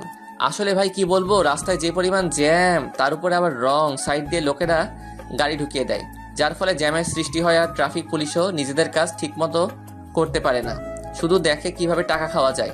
আর এই জ্যামের কারণে 30 মিনিটের জায়গায় 1 ঘন্টা লাগলো। বাসায় এসে দেখি সবাই মিলে ডাইনিং রুমে বসে গোল মিটিং করতেছে। ভিতরে ঢুকে তাদের কাছে গেলাম, তাদের রিয়াকশন দেখে মনে হইতেছে এখানে কেউ নেই। তখন বললাম, দূর, কেউ কি কথা বলবা না নাকি? দূর, এইভাবে কল করে ডেকে এনে এখন কেউ কিছু বলছে না, থাকো তোমরা। আমি ফিরে গেলাম আবার। এইবার আর আসমুই না, গিয়ে আমেরিকা চলে যাব। ভাবি তোরা কি থাকবি নাকি আমার সাথে যাবি? সরি রে, আমরা এখানেই থাকছি, তুই চাইলে যেতে পারিস। তুই বন্ধু নামের কলঙ্ক, থাক তুই, আমি গেলাম বলে চলে আসতে নিলাম। তখনই ঝড়ের গতিতে কে জানি এসে আমাকে জড়িয়ে ধরলো। আমিও ধাক্কা সামলাতে না পেরে মাটিতে পড়ে গেলাম। আর যে জড়িয়ে ধরেছিল সে আমার উপরে পড়েছে। চোখ খুলে তাকিয়ে দেখি যে আমাকে জড়িয়ে ধরেছে সে আর কেউ নয়, অধরা। এদিকে তো লজ্জায় আমার মাথা কাটা যাচ্ছে। সবাই বলে ছেলেদের লজ্জা থাকতে নেই, আপনারাই বলুন তো মিয়া, একটা মেয়ে যদি ছেলেটার পরিবারের সবার সামনে এভাবে জড়িয়ে ধরে তাহলে তো ছেলেটা লজ্জা পাবেই। আমার ক্ষেত্রেও সেটাই হয়েছে। কোনো রকম ওকে ছাড়িয়ে উঠে দাঁড় করালাম। যেই একটা থাপ্পড় দিতে যাব তখনই চোখ বন্ধ করে নিল। মেয়েটার মুখটা দেখে কেমন যেন বুকের পাশটা নড়াচড়া করে উঠলো, তাই আর থাপ্পড় দিলাম না। সরাসরি জিজ্ঞাসা করলাম, কি হলো? শুনলাম কাল রাত থেকে রাখি কিছুই খাননি। অধরা তখন চোখ খুলে তাকিয়ে জবাব দিল, কে বললো আমি খাইনি? আমি তো রাত্রিবেলাও খেয়েছি। তার মানে সবাই আমাকে মিথ্যা কথা বলেছে? তুমি আমার মা হয়ে আমার সাথে এটা করতে পারলা? আরে সত্যি বলেছি, ও কাল থেকে কিছুই খায়নি, শুধু কান্না করেছে। 1 মিনিট তুই দাঁড়িয়ে আছিস কেন? তুই না চলে যাচ্ছিস, তাহলে চলে যা। কে আমার ছেলেটাকে বের করে দিচ্ছে দেখি তো। কথাটা শুনে পিছনে তাকিয়ে দেখি মেজো ফুপি, ফুপা আর ওনার মেয়েরাও এসেছে। আমিও একটু কান্না কান্না ভাব নিয়ে ফুপিকে বললাম, দেখো ফুপি, আমি এতদিন পর বাসায় আসলাম আর আমাকে বাসা থেকে বের করে দিচ্ছে। এটা তো ঠিক না। আমার বাবাটা কত বছর পর এসেছে আর তোমরা ওর সাথে এমন করছো কেন? সাদে কি আর করছি, ছেলেটা এখন অনেক বদলে গেছে, কথায় কথায় রাগ করে। আগে কতই ভালো ছিল, এখন কিছু বললেই রাগ করে চলে যায়। ভাবি বুঝেন না কেন? এটা ওদের বংশগত। শুধু তুমি বললে বলে আজকে গেলাম না, না হলে চলেই যেতাম। আর তোমরা কি দরজায় দাঁড়িয়ে থাকবে নাকি ওই মুরগির ডিম? কেমন আছিস? দেখো, ভালো হবে না কিন্তু। আমারও একটা সুন্দর নাম আছে। ভাবি দেখো না ভাই আমাকে কিসব বলছে। তুই আবার ভাবি পাইলি কই? আমি তো তোরে বিয়া করবো, জানোস না তুই? ধুর, মজা বাদ দে তো। যা তোর রুমে যা, আমরাও গিয়ে ফ্রেশ হয়ে নেই। ফুপিরা চলে গেল ফ্রেশ হতে, আমিও আমার রুমে চলে গেলাম। রুমে গিয়ে ফ্রেশ হয়ে নিলাম। ফ্রেশ হয়ে বের হয়ে দেখি আমার গাড়ির চাবিটা টেবিলের উপর নেই। তখনই চেঁচিয়ে মাকে ডাক দিলাম। মা এসে বললেন, কি হয়েছে? সারের মতো চেঁচাচ্ছিস কেন? সাদিকে চেঁচাচ্ছি? আমার রুমে কে এসেছিল আর আমার গাড়ির চাবি কই? যে তোর রুমে এসেছিল সেই গাড়ির চাবি নিয়ে গেছে। সেটাই জানতে চাইছি, কে আমার রুমে এসেছিল? সেটা আমি কি করে বলবো? আমি কি তোর রুমের সিকিউরিটি গার্ড নাকি? বলে মা হনহনিয়ে চলে গেল। তখনই আকিবকে ডাক দিলাম। বেচারা আমার ডাক শুনে দৌড়ে চলে এলো, এসে বলল, ভাই আমায় ডাকছিলে কেন? তুই কি আমার গাড়ির চাবি নিয়েছিস নাকি? আমি তোমার গাড়ি চাবি নিয়ে কি করবো? আর আমি তো গাড়ি চালাতে পারি না, তবে কিছুক্ষণ আগে দেখলাম ভাবি তোমার গাড়ি নিয়ে কোথায় যেন গিয়েছে। বলিস কি? ওনার এত বড় সাহস আমার গাড়ি নিয়ে গেছে? আর তুই কি সবাইকে সবার গিফট বুঝিয়ে দিয়েছিস নাকি? না ভাইয়া, আজকে নাকি বড় ফুপি আর সিজো ফুপি আসবে রাতে, আর তার আসলেই সবাইকে একসাথে দিয়ে দেবো। আচ্ছা, এখন কয়টা বাজে রে? কেন ভাই, ঘড়ি দেখোনি? এখন তো রাত 8টা বাজে। এই রাতের বেলা উনি আমাকে গাড়ি নিয়ে বের হলেন, আল্লাহ জানে আমার গাড়ির কি হবে। আমি আর রাকিব কথা বলছিলাম, তখনই ছোট চাচা এসে বললেন, শোনো, রাতে কিন্তু বের হোস না। কেন চাচা, রাতে বের হলে কি হবে? আর বলিস না, এলাকার পোলাপান সব নষ্ট হয়ে গেছে। যাকে পায় তার কাছ থেকেই সব রেখে দেয়, আর মেয়েদের তো বের হওয়া আরো বেশি বিপজ্জনক। এসব কি বলতেছো তুমি? হ্যাঁ রে, কিন্তু তুই এত ভয় পাচ্ছিস কেন? আচ্ছা, অধরা কি ফিরেছে নাকি? অধরা আবার কোথায় বের হলো? আকিব বলল উনি নাকি কিছুক্ষণ আগে আমার শাড়ি নিয়ে বের হয়েছেন। মা, মা, আবার সারের মতো চেঁচাচ্ছিস কেন? অধরা নাকি বের হয়েছে। তোমরা কি জানো না এলাকার পরিস্থিতি যে খারাপ? অধরা আবার কখন বের হলো? আমরা তো কেউ দেখিনি, আর গেলেই বা কিভাবে? আকিব বলল উনি নাকি আমার গাড়ি নিয়ে বের হয়েছেন। মার সাথে যখনই কথা বলছিলাম তখনই মোবাইলে একটা মেসেজ এলো। মেসেজটা দেখে তাড়াতাড়ি করে বেরিয়ে গেলাম। পিছন থেকে সবাই বারবার জিজ্ঞাসা করছিল, কাউকে কিছু না বলেই মানিব্যাগ নিয়ে বেরিয়ে গেলাম। বাইরে বের হয়ে ড্রাইভারের কাছ থেকে চাবি নিয়ে থানার উদ্দেশ্যে রওনা দিলাম, সাথে আবিরকেও নিয়ে নিলাম। কিছুক্ষণ পর থানায় পৌঁছে গেলাম। গিয়ে দেখি অধরা অফিসারের সামনে বসে আছে। আমরা যাওয়ার পর আমাদের দেখে অফিসার বসা থেকে দাঁড়িয়ে গেলেন। মূলত আমাকে দেখে না, আবিরকে দেখে দাঁড়িয়ে গেল। কারণ আবিরকে সবাই টিভিতে দেখেছে, তাই সবাই চিনে, আমাকে কেউ চিনে না। আমিও সেটাই চাই। আমি চাই সবাই আমাকে সাধারণ মানুষ হিসেবে চিনুক। তখনই অফিসার আবিরকে দেখে বলল, আসসালামু আলাইকুম স্যার, আপনি এখানে, তাও আবার আমার থানায়? কোনো প্রবলেম হয়েছে নাকি? আর স্যার দাঁড়িয়ে আছেন কেন? বসেন প্লিজ, এই স্যারের জন্য চা নিয়ে আসো। ওয়ালাইকুম আসসালাম। আসলে আপনি আমার বন্ধুর ওয়াইফকে ধরে নিয়ে এসেছেন, তাই আমাকে আসতে হয়েছে। আর এখন চা খাওয়ার জন্য আসিনি, অন্য আরেকদিন আসবো চা খাওয়ার জন্য। এখন যদি ওনাকে ছেড়ে দেন তাহলে ভালো হয়। আসলে স্যার, এটা একটা অ্যাক্সিডেন্ট কেস, আর উনি যার গাড়ি ধাক্কা দিয়েছেন সেই এলাকার এমপির মেয়ে, তাই স্যার ছাড়া যাবে না। আর ওনাকে নিয়ে আসার পরেই উনি আপনার বন্ধুদের পরিবারের কথা বলেছে, তাই তো আপনার বন্ধুকে আমি টেক্সট করে আসতে বলি। কিন্তু যিনি কেস করেছেন তিনি যদি না তুলে নেন তাহলে আমার কিছুই করার নেই। আচ্ছা, ওনাকে আপনি কল দিয়ে আসতে বলুন, আমরা ওনার সাথে কথা বলে অনুরোধ করব কেসটা তুলে নিতে। আবির আর অফিসারের কথা বলছিলেন, তখনই থানার টেলিফোনে একটা কল এলো। জি স্যার, জি স্যার বলে অফিসার কল কেটে দিলেন। তখন অফিসার আমাদের বললেন, স্যার আপনারা ওনাকে নিয়ে যেতে পারেন। তখন আমরা অধরাকে নিয়ে বের হয়ে এলাম। বের হওয়ার পর আবিরকে বললাম একটা গাড়ি নিয়ে যেতে। আবির গাড়ি নিয়ে চলে গেল। তখন অধরা আমাকে বললাম সরি। শোনার সাথে সাথে একটা চর বসিয়ে দিলাম। মনে হয় বেশি জোরেই গেল চরটা, ঠোঁট কেটে গেছে, সাথে কান্নাও করছে গালে হাত দিয়ে দাঁড়িয়ে। তা দেখে আমি বললাম, চুপ, হ্যাঁ একদম কান্না করবেন না। কার কাছে জিজ্ঞাসা করে রাতের বেলা বের হয়েছেন? তাও চুপিসারে আমার গাড়ির চাবি নিয়ে বের হয়েছেন। আমাকে বলা যেত না নাকি? নাকি আমি মানা করতাম? তবু কান্না করতেছো কেন? কথা বলছো না? তখন আরেকটা ধমক দিয়ে বললাম কান্না বন্ধ করে গাড়িতে উঠে বসতে। লক্ষ্মী মেয়ের মতো চুপচাপ গিয়ে বসে পড়লো। তখন অধরা বলল যে গাড়ির চাবি নাকি অফিসারের কাছে। তারপর আমি গিয়ে চাবি নিয়ে এসে গাড়ি স্টার্ট করি। পরে বাসার উদ্দেশ্যে রওনা দেই। কিছুক্ষণ পর বাসায় পৌঁছে গেলাম। সারা রাস্তা অধরা আর একটা কথা বলেনি। বাসায় এসে ওনাকে নামিয়ে দিয়ে গাড়ি গ্যারেজ রেখে বাসার ভিতরে প্রবেশ করলাম। ঢুকে দেখি সবাই ডাইনিং রুমে বসে আছে। আমি সিঁড়ি বেয়ে আমার রুমে চলে গেলাম। কেউ কিছু জিজ্ঞাসা করেনি, কারণ রাগের জন্য আমার চেহারা পুরো লাল হয়েছিল। আর বাড়ির সবাই জানে যে আমার রাগ উঠলে আমি কাউকে মানি না, তাই কেউ কিছু জিজ্ঞাসা করেনি। রুমে এসে শাওয়ার নিলাম মাথাটা ঠান্ডা করার জন্য। প্রায় 1 ঘন্টা শাওয়ার নেওয়ার পর বের হলাম। বের হয়ে 3/4 প্যান্ট আর শার্ট পরে নিলাম। পরে নিচে গেলাম ডিনার করার জন্য। পরে ডিনার করে রুমে গিয়ে শুয়ে পড়লাম। ক্লান্ত থাকা শুয়ে শুয়ে পড়ার সাথে সাথে ঘুমের অতলে তলিয়ে যায়। সকালে বুকের উপর ভারী বস্তুর ওজন অনুভব করি, সাথে শার্টও ভেজা ভেজা লাগছে। ঘড়ি করে ঘুম থেকে উঠে নাই, কারণ যদি কোনো ভূত হয় তাহলে তো আমি শেষ। ঘুম থেকে উঠে দেখি অধরা আমার বুকের উপর ঘুমিয়ে আছে, আর দেখে মনে হচ্ছে কান্না করতে করতে ঘুমিয়ে গেছে। আমি অধরার মাথাটা আমার বুক থেকে নামিয়ে বালিশে রেখে ফ্রেশ হতে চলে গেলাম। ফ্রেশ হয়ে শার্ট বদলে নিলাম। শার্ট দেখে মনে হচ্ছে চোখে যা পানি ছিল সবটাই আমার শার্টের উপর ফেলেছে। তারপর নিচে গেলাম নাস্তা করতে। সবাই আমার দিকে তাকিয়ে শুধু হাসছে, তাই আমি জিজ্ঞাসা করলাম, তোমরা এইভাবে হাসছো কেন? এমনি।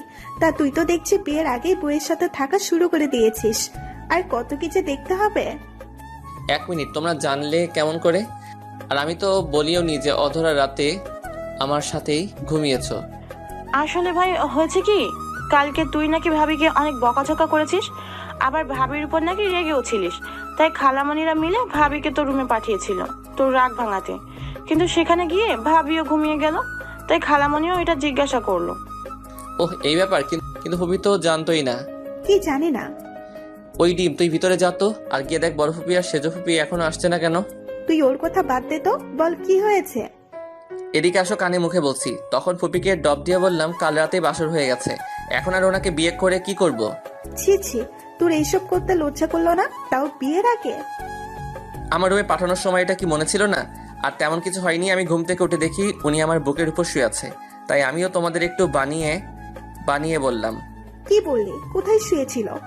কি হলো বলিস না কেন?